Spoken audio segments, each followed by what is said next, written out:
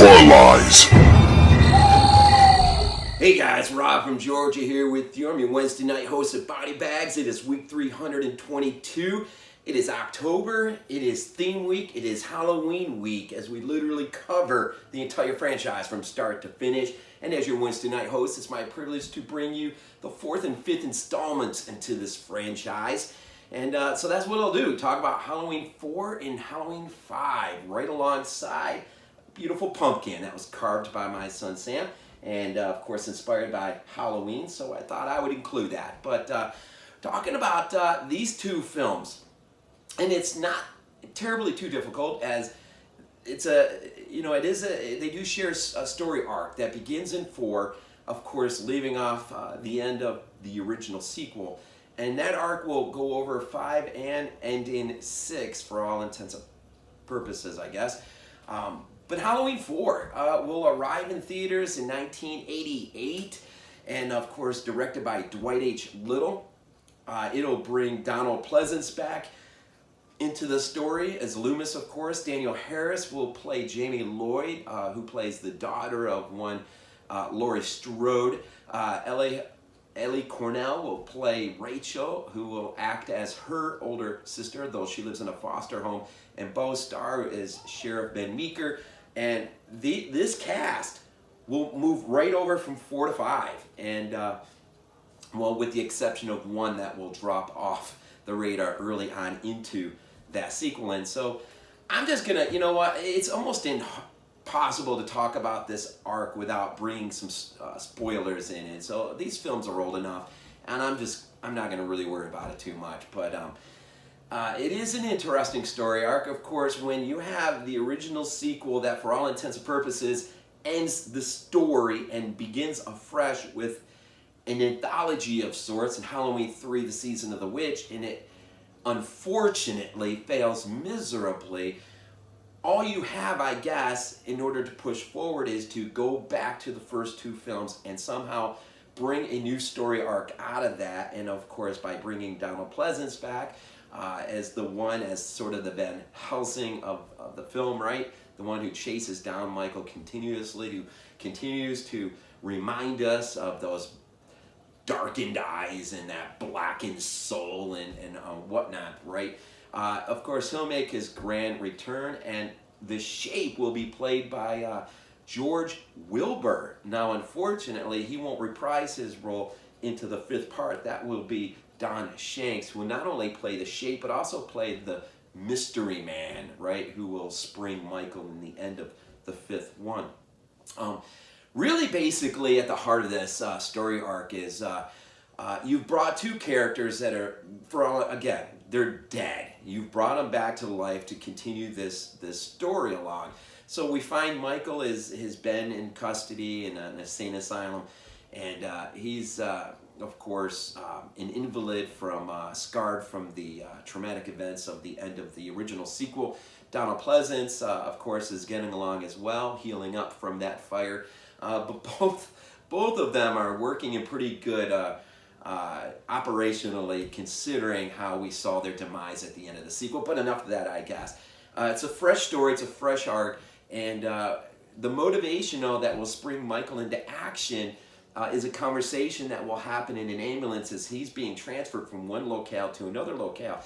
And when word lands on his ear that little Jamie Lloyd, the daughter of Laurie Strode, of course, is, alive and living in Haddonfield, this becomes Michael's motivation to spring into action and to head on to Haddonfield after laying waste to the ambulance and anything and everything that gets into his path along the way.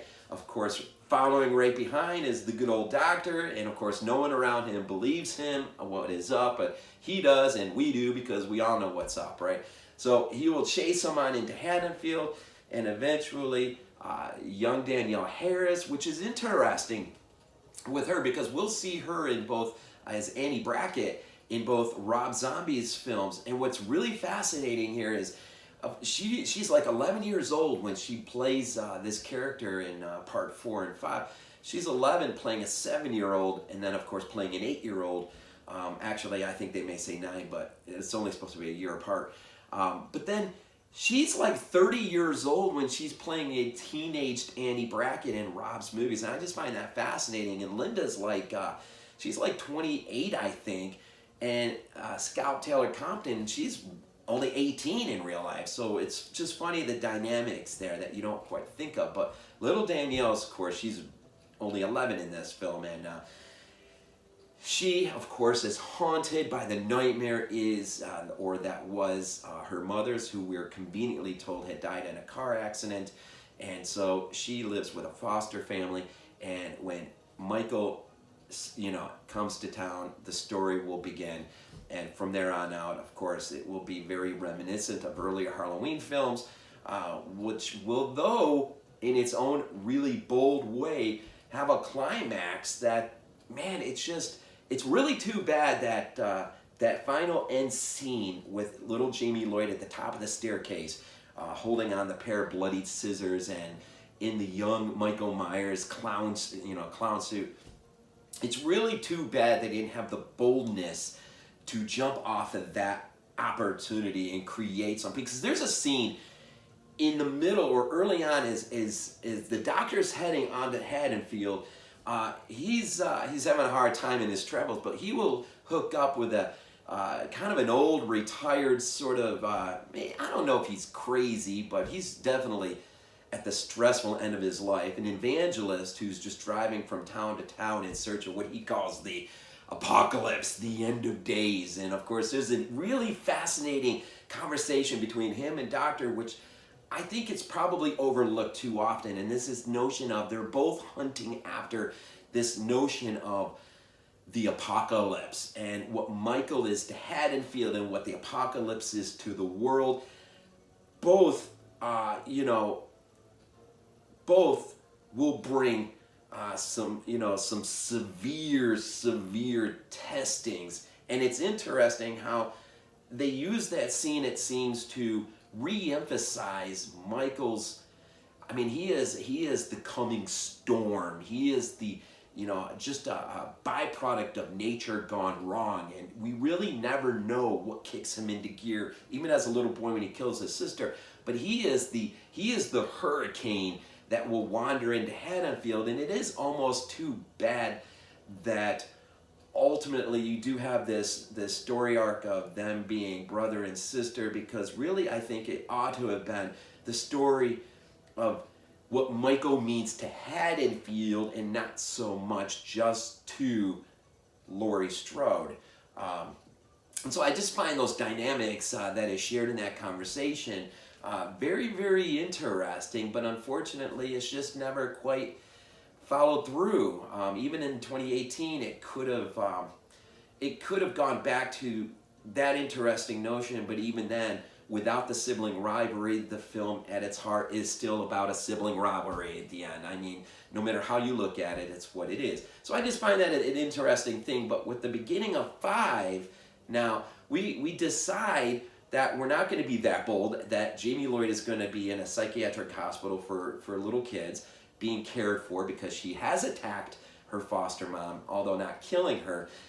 But now, with Michael having been assumably dealt with at the end of part 4, we find that he has actually been lying in a coma of sorts in the care of this vagrant who finds him as he's washed up out of the creek bed, if you remember the end, of course. And for a year, he'll lie sleeping. And then, of course, it's almost Halloween, so he springs into action, kills the vagrant.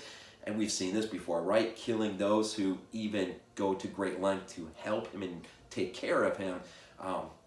He will spring on towards Haddonfield. But what's different this time is little Jamie Lloyd shares this sort of telekinetic, this telepathic, I guess, connection. And so this, of course, brings the good doctor into action once more. But his character will change in this film. He will, and I don't know. It gets some criticisms, but I kind of enjoy it, and I don't think it does go that far.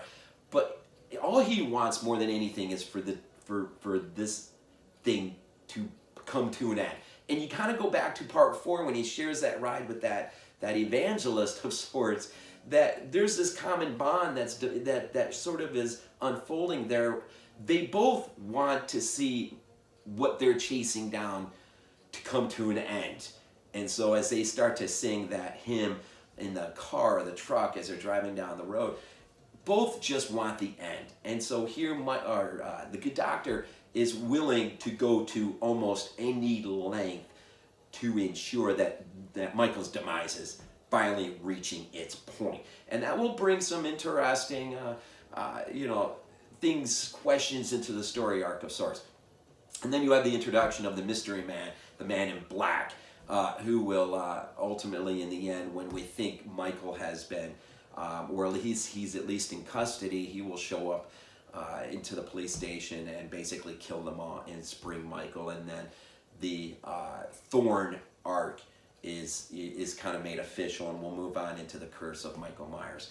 And it's sort of, it's unfortunate in a way that they had an opportunity to do something really bold with Jamie Lloyd, and they decided to abandon that for what they thought was a more intriguing arc, which if you watch 5 and then the Curse of the producer's cut of that, together, it's an attempt with its surprising ending, of course, in the producer's cut, but I don't know. It just seems like along the pathway of this really great franchise in its, varied timelines and ways of coming in and coming out, there's just so many things that get missed, or opportunities that you think they're going to take and then they decide to pull back because I guess no one is quite that bold.